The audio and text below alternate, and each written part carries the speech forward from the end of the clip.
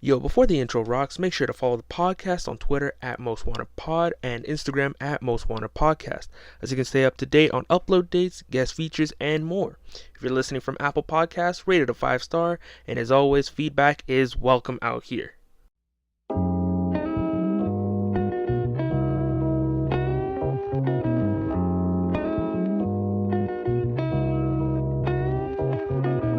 What's good with y'all, man? Welcome to the Most Wanted Podcast, where ain't nothing safe from discussion over here. Before we kick things off, an introduction would probably be best. My name is Nahum Bogale, I'm 19, and I'm here to talk shit and have fun while doing it. Here on the Most Wanted Podcast, we're going to talk about anything that's really on my mind, whether it be basketball, anime, music, or just some real shit going on in the world, you know? So let's just have fun with it. Alright, so for this episode, we're going to be talking about hoops. If y'all don't know, I'm a huge basketball fan, my favorite team being the Oklahoma City Thunder. And shit has been incredibly rough since the summer of 2012. And this is all coming from the top of my head. I'm not coming at y'all with like specific facts. This is just the main stuff that I remember. So started back in the summer of 2012. We just lost in the finals in I believe 5 to 6 games against Miami. And you know, that was Miami in its prime, right? Braun, D Wade, Chris Bosh. So I'm like, KD's 22, Westbrook's like around 20, Harden is 20 or so. And this is Harden coming off the bench too. And I was like, okay, life is good. We got a big three coming up. We just got to make sure that they keep on together. And ownership, in their stupidity, decides not to go $4 million over the salary cap in order to keep the team. Now, if y'all don't know, a salary cap is pretty much just the limit of spending, I believe, that an NBA team can spend in terms of its players, in terms of salary. And all we needed to do in order to sign Harden was just sign an extra $4 million over the cap because his rookie contract was up. And they decided, $4 million? Nah, we gonna keep that. We gonna keep that in our pocket. And they decided to let him go. We trade him to Houston. And as y'all can see now, this man is averaging 35 like it's nothing. Like it's baby food. And ever since then, we've never really had a solid 6-man coming off the bench. I mean, except for like Dennis Schroeder this year, but you know, that's besides the point. Then what happened? 2013. I believe we played pretty well, but in the playoffs, I think on the first or second round, Westbrook gets injured by stupid ass garbage Pat Bev, man running around like he's doing nothing, like whole bunch of cardio for no reason, playing quote unquote defense. Nigga, trash as hell. Anyways, purposefully jumps on Westbrook's leg, injuring his knee. I can't remember what type of injury it was. I think it was something to do with his MCL. No, some major part of his knee got injured, and that sidelined him for a while, and he still got injury issues with it to this day. 2014 comes around, and Westbrook is out for the majority of the year. So KD takes the whole team on his back. This man was straight cooking niggas like it was nothing. Man won MVP. Life was good. Y'all know the famous quote of "Mama, you're the real MVP." So you already know that was blessed days, right? And then 2016. No, I'm almost skipping. I almost skipped a year. My apologies. 2015 came around. That year, KD injured something in his foot. It was a major injury. I believe if it didn't heal properly, he could have not played. He had to forcefully retire, but thankfully, you know, he's okay. We didn't make the playoffs that year, but that was the start of Westbrook starting to get triple doubles. We'll get to that. We'll get there. And so 2016 comes around. This is the year of KD's last year on his contract, meaning in the summer of 2016 he would be a free agent unless he re-signs with us, the Oklahoma City Thunder. And at the time, it was Westbrook, KD, Ibaka, Steven Adams. I believe Dion Waiters was on the team at the time. I'm not 100% sure. But yeah, we make it to the conference finals. Life was very good at that point, but that was the year we went up against the Golden State Warriors. This is 2016, so this is when the Warriors were like prime time. So this is Steph, Clay, Draymond. This is when they won 73 games in like an 82 game season. So like they were bodying niggas, right? Steph won unanimous MVP, although you could make the case LeBron should have won the first ever unanimous MVP 2013, but that's besides the point. And we go up 3-1 against the Golden State Warriors in the Western Conference Finals, and I'm never gonna forget this. Life was good. I'm talking a whole bunch of shit to my friends, and wouldn't you know it, game 5 we lose. I'm like, alright, that's cool, we can win at game 6. Game 6 comes around, and this nigga Klay Thompson earned my respect that game. Man, eviscerated our defense, and we lost. So I'm like, well, I guess we're going to a game 7. And this is a game 7 to go to the NBA Finals. So if we lose, you're done. And we just played ass. Like, KD was, first of all, going back to game 6, KD played like straight up doo-doo water. Like, I'm talking straight up dookie. Like, nigga was just not hooping. Westbrook was just all over the place, and we lose in game 7 to one of, oh my lord, thinking about it now still hurts me. Steph Curry pulls up from damn near the logo, splash. I'm like, what the we lost, nigga. I guess I gotta get cooked by my friends. And then, as I said earlier, this was KD's last year on his contract, meaning he could sign anywhere. And rumors started to come around after we lost, saying that he wanted to go to the Golden State Warriors. Keep in mind, I just said that the Warriors just cooked us in 7. So this nigga was planning to go to the team, or rumored to go to the team that was that just beat us in 7 in the Western Conference Finals. First of all, them niggas lost in the NBA Finals to the Cavs. Come on, it's Bron, what you gonna do? And still never gonna forget, I believe it was July 4th, KD signs with the Warriors, and that shit hurt my heart. Not cause, you know, I thought of him like a friend or anything. Nah. I'm saying this nigga left us to the team that beat us, and I'm like, what the what kind of soft ass shit is this? What's going on? You know what I mean?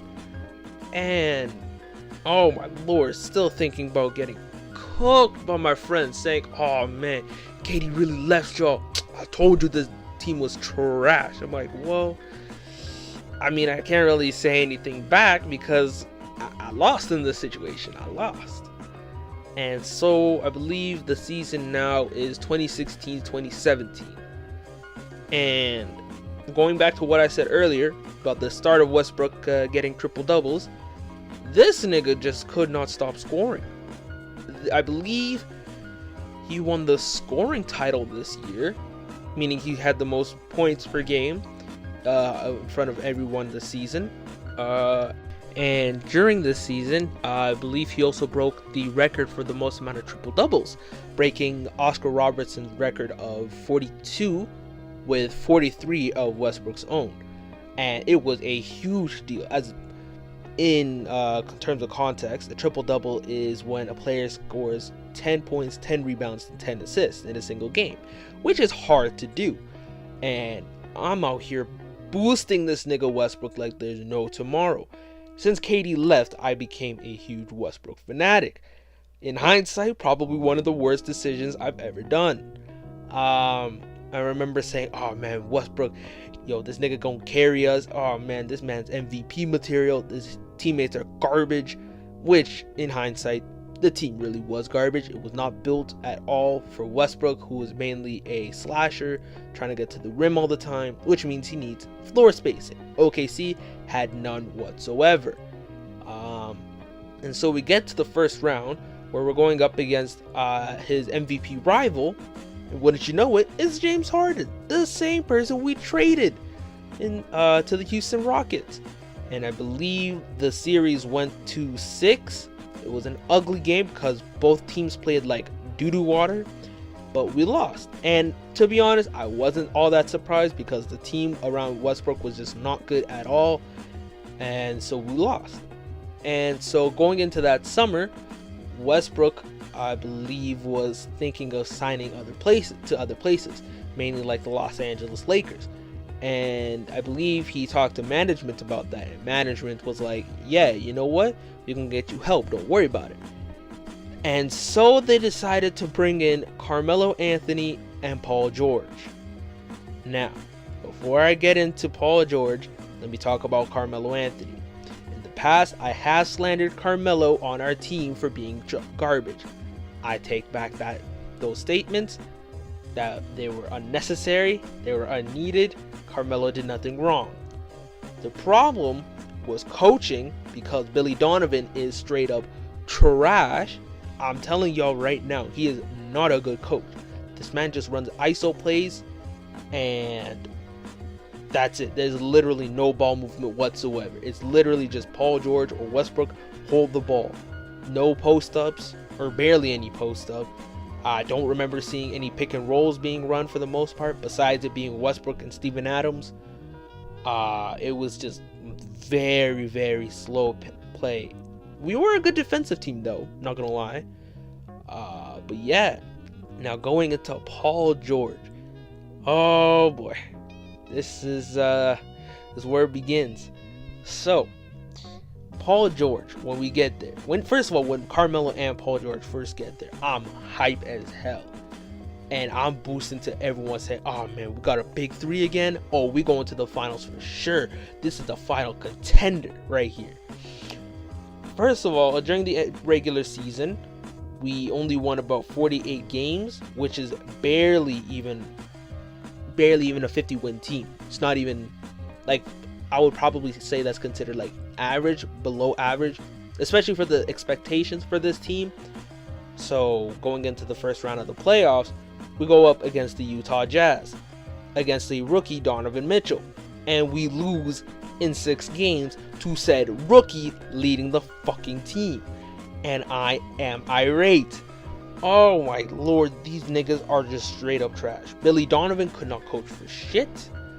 Joe Ingles, who was 30-plus-year-old and slow as hell, managed to lock up a quote-unquote superstar in Paul George. And when I'm saying locked up, I'm talking about that song by Akon saying, I'm locked up, they won't let me out. Like, this nigga was put in clamps, like in a whole box. Paul George was playing like pure shite, like utter dog shit. Westbrook was so inconsistent. I remember in game 4, man drew 4 fouls against Ricky Rubio. This man is not worth a single foul. Like, and it was pointless fouls. Westbrook was being aggressive for no reason. And I'm watching the game and I'm just in complete disgust. And we lose in 6. In game 6, we lose. Paul George shoots 2 for 16. Keep in mind, he's our quote-unquote second best player, shooting 2 for 16 in an elimination game. Who in the right mind would shoot 2 for 16? And keep in mind, this was also Paul George's last year on his contract, because he was also a free agent in the year of the 2017-2018 year. And to my surprise, he decides to re-sign with the Oklahoma City Thunder instead of going to the rumored destination of the Lakers. And at the time, I was incredibly hype. I was like, oh shit, we gotta keep Paul George? That's crazy. At the time, I was also hating on Carmelo quite a bit, saying, yo, we gotta trade Carmelo, get the coach out of here, because I've been saying that for years now. And so what we did was trade Carmelo, and we started to build a solid team. In my opinion, at least, it was a solid team. Not to mention the amount of friends cooking me about the game, saying, oh man, Paul George is straight up doo-doo water. Westbrook, inconsistent as hell. I don't know why you support him. I'm like, well, I mean, he's on my team, so I kind of have to. But in hindsight, keep in mind there's a lot of in hindsight terms this episode. It's painful. Very, very painful. And so the year 2018-2019 comes around, the NBA season, which I believe was just last season. And I'm expecting us to go even further because now there's more shot distribution to Westbrook and Paul George. And to be honest, Paul George had a hell of a season, regular season wise. And it was to the point where he was considered for, I believe, the MVP award alongside Giannis Antetokounmpo and James Harden. So I'm like, oh shit, Paul George is going up for MVP caliber status this season? Let's get it. We could at least make the Western Conference Finals, at least. And we lose in the first round to the Portland Trailblazers in one of the worst games I've ever seen. Worst as in we just were playing like dog shit in the second half. Like, we were just straight up garbage. So, to start off with, right before the playoffs started, Paul George came out on an interview saying, and I quote, "Y'all ain't met playoff P yet," which in one of the worst names I've ever heard to begin with. And on top of that, this man said that before becoming one of the worst players in the playoffs I've ever seen in my fucking life. This man should never even touch a basketball. It was that bad. And so we're playing up against the Portland Trailblazers in the first round. And this is Damian Lillard. So this is the series that made me earn all my respect for him. And where this man and Westbrook were just going back and forth. And me, obviously loving that interaction between the two because it's rivalry. You love to see it in sports, especially in the playoffs. And so we get to game one. I had to turn that off by halftime because we were just playing so fucking bad. I just could not take it. And so we lost that game, of course. Game two comes around. We lose again. So I'm like, well, shit. Let's bring it back home in our crib for game three, in which we win. So I'm like, hey, yo, say less. It's comeback season. Game four, they win in our arena. So I'm like, we're down 3-1. Oh, there's no way. And game five comes around. This is in Portland's arena. And for the first half, I believe we were up by double digits. I think we were up by 20. So I'm like, yo, we're good. At the time I was working. And I was just keeping up to date with the score at that point. Because we were just cleaning up. It was a slow day at work. And I was like, you know what? Let me just keep up to date with the score. I see we're up by 20 by halftime. So I'm like, yo, say less. We got this in the bag. We're going to game 6. And, it still hurts to remember. We're going into the third quarter. By the end of the third quarter, the Portland Trailblazers have cut down the lead to 10. By the end of the fourth quarter, nearing like the last 10 or so seconds, I believe it was tied 117 to 117. Meaning, and of course, Damian Lillard, as the best player on the Portland Trailblazers, had the ball. Meaning, if he makes the shot, they win. If they lose a shot, we go to overtime. And so he has the ball damn near half court, dribbling with Paul George, our best defender, on him. Keep in mind, Paul George and Russell Westbrook have once again been playing like dog shit in the playoffs. Like straight up horrendous. And so Damian Lillard has the ball at right, I think it was about 35 feet out of the rim. So, deep 3-point range. And he pulls a step back and hits the buzzer beater 3 to win. And this nigga waved off Paul George in a way I've never seen anyone do. I was like, wow, we just got disrespected heavily. And so post-game interview, Paul George comes out with the audacity to say, hey man, that was just a bad shot. I don't care what no one tells me. It's just a bad shot. Nigga, if it was a bad shot, clamp up on it. You know damn well Damian Lillard is known to make these type of shots. So hit or play defense on that shit. Lock it up. And I was, wow. I remember I was at work during that time. And by the end of the third quarter, I see where Portland cut the lead down to 10. So I'm like, oh shit. Keep in mind, I'm still keeping track of the score. By the time of the fourth quarter, I said, fuck it. I'm just pulling it out my laptop. Not my laptop. I pulled it out on my phone. And I was watching the game in the kitchen. We were closed by that time, of course. So by that point, I was just watching the game on my phone. And I see it go live in.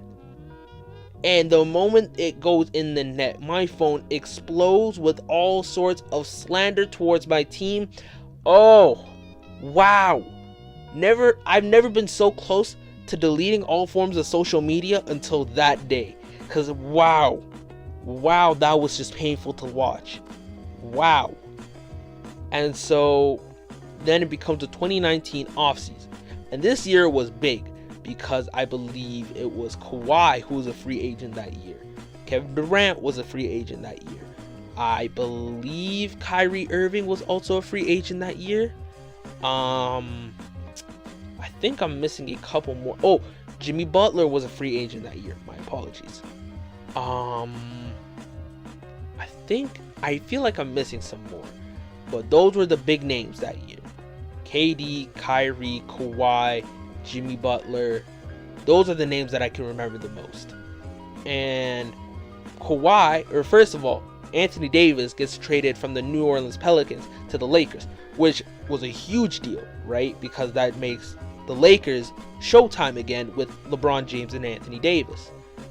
And so Kawhi decides to go to the Clippers on the condition that they get a second star. And that second star happened to be Paul George, who we traded for by pretty much robbing the Clippers of their future. I'm not gonna lie, that was a hell of a steal from us. And so I believe we took like almost 5 first round picks or so. Keep in mind, this is all off the top of my head. I didn't do much research into this. It was like 5 first round picks.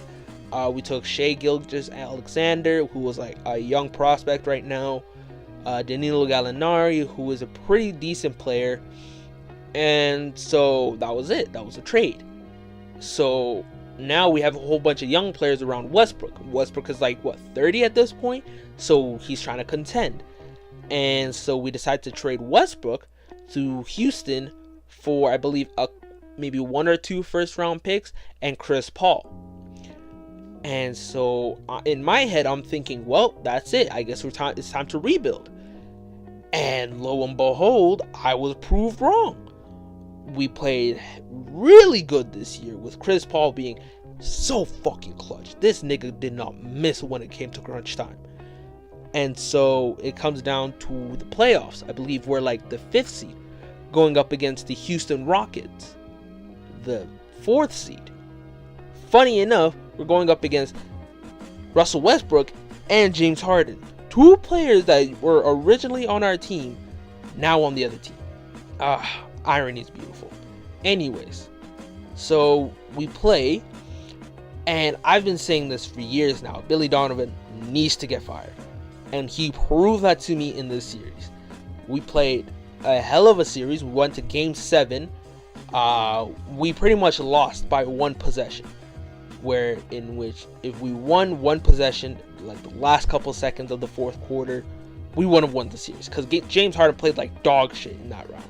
Russell Westbrook was just horrible that series. Holy Jesus. Man, I remember he shot, an air ball, like mid-range air ball, right in the clutch time of game 6.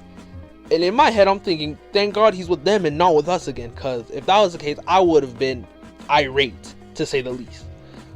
And so I'm watching the game at Buffalo Wild Wings with a couple of my friends.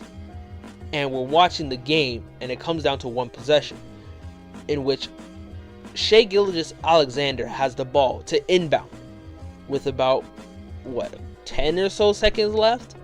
Not even, no, it was probably like 5 or so seconds left. And so there was a space in which Steven Adams, our center, could have cut into the paint and made an easy layup, bringing up the lead to 2. He could have, first of all, Shai Gilgeous should not have been the one doing the inbound play. It should have been Chris Paul, because Chris Paul is our best player and our best passer. Shai Gilgeous has negative IQ when it comes to this type of situation. Oh my lord, that got me so fucking mad. And so it got to the point where he was doing the inbound play, and he decides to pass it full court to, I can't even remember who. No, I think Steven Adams. He didn't even cut into the paint. He wrapped around and went around to the 3-point line, as if this man was about to shoot a 3 or something. And I'm like, where are you going? Why are you doing this? And so we lose the game. We lose the fucking game in which we should have won. Keep in mind, everyone was telling us it should have been a rebuilding game, but we made the playoffs. So everyone was doubting us. So I really had no complaints about losing. I just had complaints about how we lost. And we lost in probably the worst fucking way possible. And finally, we got rid of Billy Donovan's dumbass as head coach. And we're probably going to trade Chris Paul because he had a hell of a year. The man is 35, 36 now. Probably going to be trading him to the Bucks. I'm guessing. This is my opinion. He probably is going to get traded to the Bucks. So this coming season is finally going to be the first year rebuilding for us, which is going to be painful, to say the least. But yeah, that's pretty much been the pain of being an OKC fan. It's been a hell of a time since 2012, having 3 superstars that we should have kept, but ownership decided to be some dumbass bitches and say, nah, we're gonna be cheap and just let them go instead of just paying when I say $4 million, okay, yes, it sounds a lot to us, but in terms of ownership in them, it's really not that much. So it still painful to think about. And so we let go of Harden for practically nothing. We get back the draft like a couple of draft picks, but we don't even draft anyone good. I think we drafted Steven Adams with one of their picks. Who else did we draft? I can't remember who else we drafted, but they were just not good players. I can tell you that for sure. And it's just been one fucking roller coaster after another. Pure pain, misery, melancholy, whatever negative term you want to apply to this fucked up situation, go for it. I have no problem with it. Still fucking cheese that way off P, motherfucker. Oh my lord, this man, PG 13%, straight doo-doo water. But I'm happy he's on the Clippers though. He ain't my problem no more. Holy fuck, thank God we dodged a bullet with that one. Finessed the whole Clippers future for that one. Holy, and now look at him. Shooting nothing but backboards in a game 7 against the Nuggets? That's tough. But hey, could not be my problem no more. All I know is we rebuilding now. Life could potentially be good if management doesn't fuck it up. We need a new coach, but besides that, what can I say? It's been painful, but now it's starting to look up. So that's where we stand right now. But hey, thank y'all for making it to the end of the episode. If you like what you hear and you want to hear more, let me know through IG at Most Wanted Podcast and Twitter at Most Wanted Pod. Leave a 5-star review on Apple Podcasts, and feedback is always welcome. Until next time, we out. Easy, y'all.